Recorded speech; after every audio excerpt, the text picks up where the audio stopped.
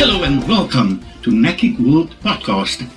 The Nakik World Podcast aims to uplift, inspire, motivate, and to encourage personal growth and introspection. I am your host, RJ.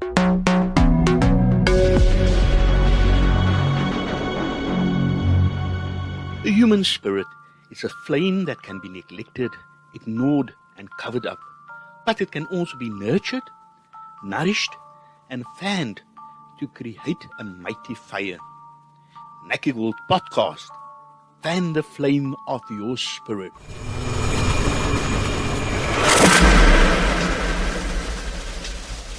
Today I want to continue with our theme of the previous podcast episode, which is episode 8 of season 3. If you have not listened to it, please visit our podcast platforms.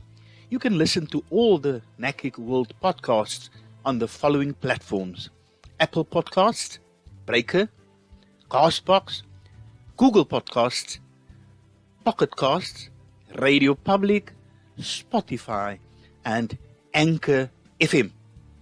The title of today's topic comes from Matthew 5 verse 4 in the New King James Version of the Bible, where it states, quote, "Blessed are those who mourn, for they shall be comforted."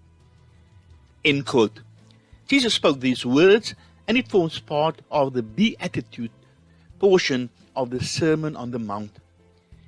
Many biblical scholars and religious leaders have their own interpretation of what Jesus meant by these words, "Blessed are those who mourn, for they shall be comforted." It is not my intention to have a Bible study today, but rather to indicate what these words came to mean to me when I lost my wife and later also my father. I must admit, I'd never felt such overwhelming sadness as I'd felt when I lost my wife of 35 years. We have known each other for more than 40 years, and despite the struggles during our 35-year marriage, we were close friends and soulmates. We tackled one adventure after another, eventually ending up in communist China, where she passed away. Her passing enabled me to see the world as it really is. It also helped me to see myself as I really am. And above all, it allowed me to see God as He really is. Omnipotent, omnipresent, and omniscient. I can honestly say that my wife left behind a better man than the one she married. She changed me in so many positive ways, and I'm so grateful for that. And any feelings of guilt I have about not having been the best husband I could have been to her is tempered with the idea that she just hasn't finished fixing me yet.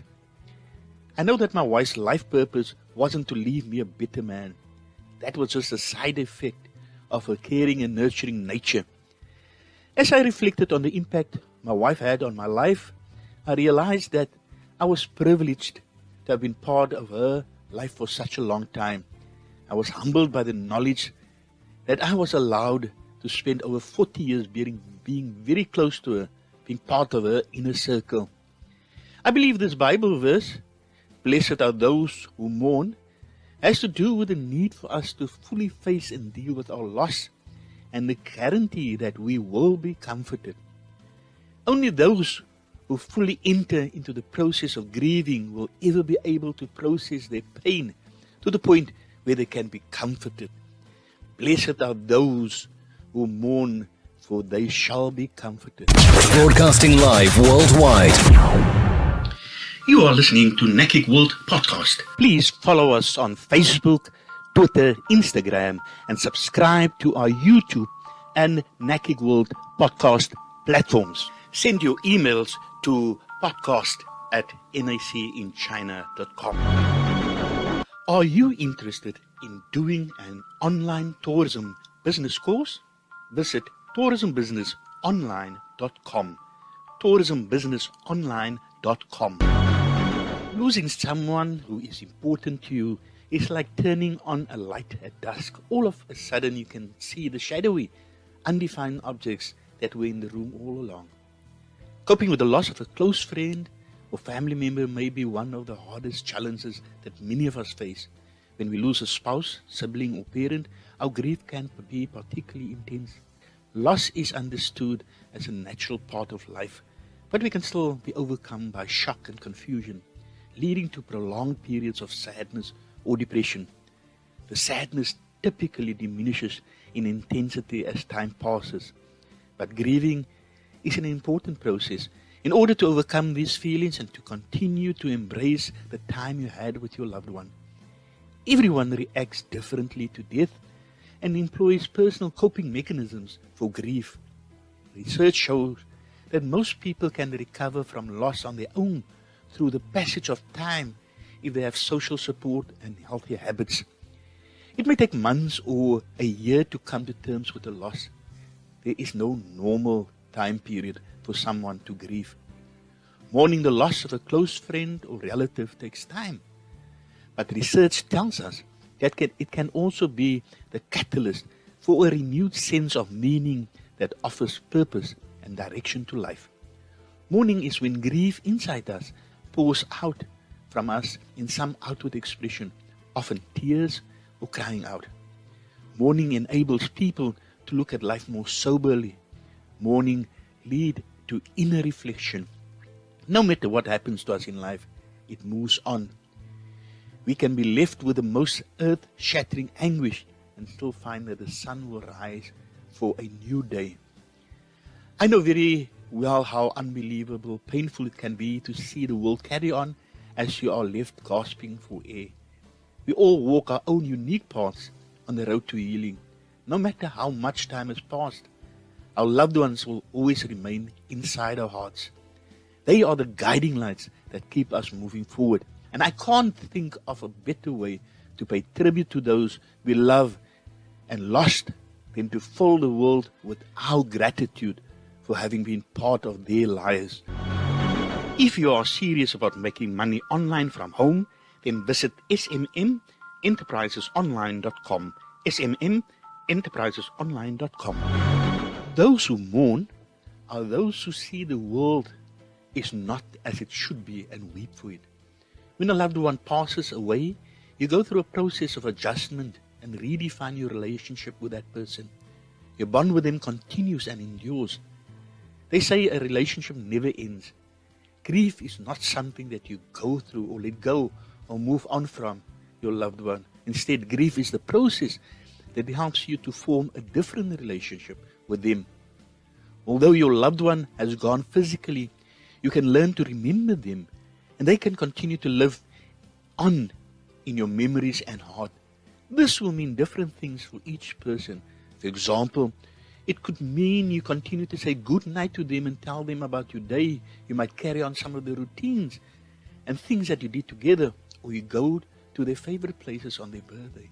It is normal to struggle with different emotions when you are grieving. One minute you might feel angry and outraged, the next minute ridden with guilt and regret.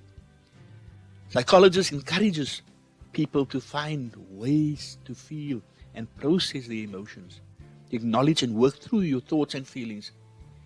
Many of us are used to avoiding or suppressing how we feel, so it might feel quite strange and unfamiliar to face your emotions at first. Grief often feels like it comes in waves that can initially feel intense and overwhelming. These waves of grief can feel like they come out of nowhere, or can be triggered when you are reminded of the person that you lost. When you first lose someone, it can feel as though you are constantly being hit by enormous waves of grief, sometimes so close together that it feels as though you hardly come up for air between them. With time, the size of the waves tend to lessen, with larger gaps in between waves. As the weeks, months and years pass by, you will experience many firsts as you navigate life without your loved one. Your first dinner out, your first supermarket trip, your first birthday without them. And in each of these moments, it will be natural to feel their absence and for waves of grief to be triggered again. But we remember, blessed are those who mourn, for they shall be comforted. Broadcasting live worldwide. You are listening to Nakik World Podcast. Please follow us on Facebook, Twitter, Instagram, and subscribe to our YouTube and Nakik World Podcast platforms. Send your emails to podcast at nacinchina.com.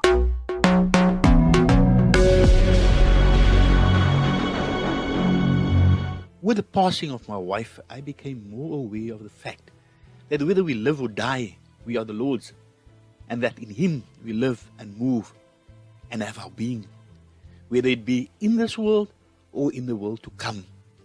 I also felt that I would be acting selfishly if I continued thinking more of my own loss than of a great and real gain of having been released from this earthly existence. I believe that we must think of them, our departed loved ones, more and not of ourselves, not of what we wish or we feel, but solely of what is best for them. My experience has been that the joy of remembering helps the pain of losing, or perhaps it eases the pain of our losses. When our loved ones die, there are so many emotions of grief and sadness, and yet one day our feelings start to shift. Sometimes just a little, to remember the things of that person that brought us joy and made us smile and laugh. For me, as the months and years passed since losing my wife, I find more joy in remembering and sharing stories of her and our life together. I encourage you to speak about your departed loved ones. Share the stories. Remember how much this person mattered and how much they influenced your life. If you're grieving the death of a loved one who died during the pandemic, either from COVID-19 or other causes, you may find your grief journey to be more complex than it would have been under more normal circumstances. Many of us find ourselves collectively mourning everyone who has died during the pandemic. Whether you're mourning the loss of someone you know or are moved by the sheer number of people who have died overall, one of the best ways to honor our grief is by remembering the lives of those who have died. And this time when the coronavirus is wreaking havoc, we all need to hear good news to be comforted and reassured. On the surface, our topic is the perfect remedy because it literally says, happy are those who are sad. That brings us to the end of this episode. Please keep on fanning the flame of your spirit.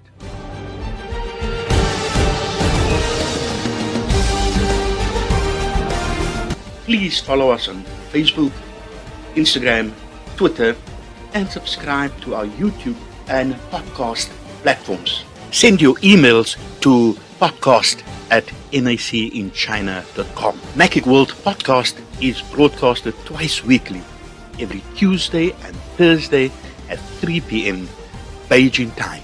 Until next time, stay safe, be blessed, till we meet again.